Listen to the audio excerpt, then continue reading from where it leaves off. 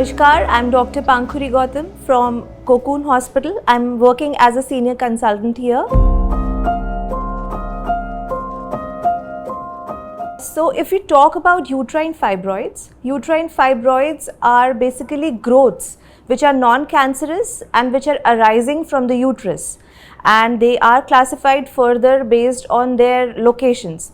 They can be present outside the musculature, they can be present inside the musculature, or they can sometimes even be present indenting inside the uterus.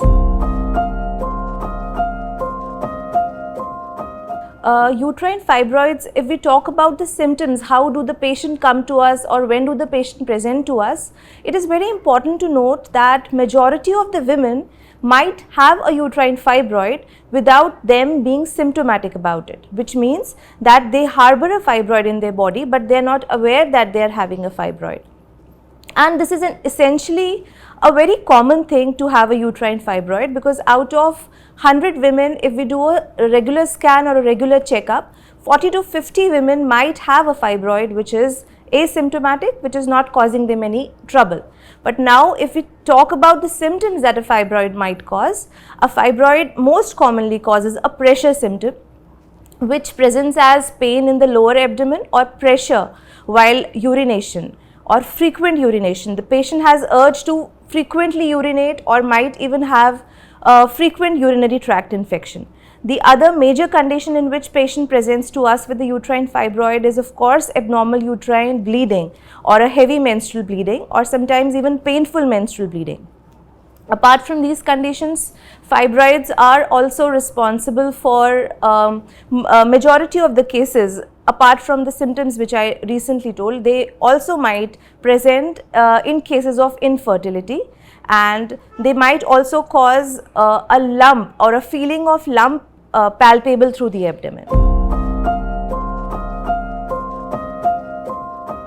If we talk about why some females have got fibroids in them while others are not having, there is not a specific rule or a specific reason for that. However, as we have seen that mostly fibroids are linked, they have some genetic correlation amongst mothers, amongst daughters, amongst the siblings.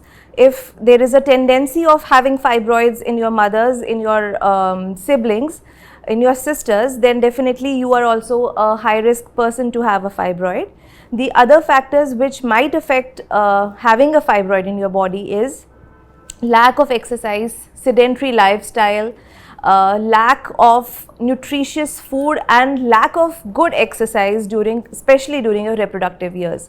However, it was earlier seen that fibroids usually developed in the perimenopausal age group, but these days even we are getting girls as young as 15, 16, 17 years old who are presenting to us with fibroids. There are multiple modalities available today in modern science which help us easily diagnose a fibroid. The most common technology which helps us to see and locate the position of fibroid is of course an ultrasonography or an ultrasound scan, which can be done both through your abdomen and through the vagina in the form of transvaginal sonography. Apart from sonography, we can also see and map the fibroids using an MRI, and sometimes in a routine CT scan also there is reporting of fibroids. Now coming on to the treatment of fibroids. Fibroids are, there are very few medications available to shrink fibroids, and all these medications, most of them, they provide a temporary relief in your symptoms. Once you have been diagnosed with the fibroid, definitely the fibroid is going to stay in your body until you are menstruating or you are in your reproductive phase. After your menopause, these fibroids tend to shrink.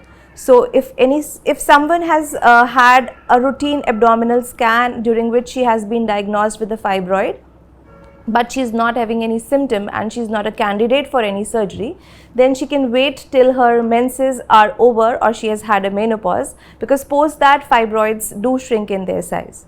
However, as I just told, that fibroids are not amenable to medications. Most of the fibroids, if they are causing problems to you or if they are causing any symptoms, most of them would require some or the other form of treatment, be it be a minimally invasive surgery, and we have a microwave ablation coming on these days, which is also effective in shrinking and reducing the bulk of the fibroid. The open or the conventional techniques that were done around a decade back, they are still available for the treatment of fibroid, however, they are less preferred.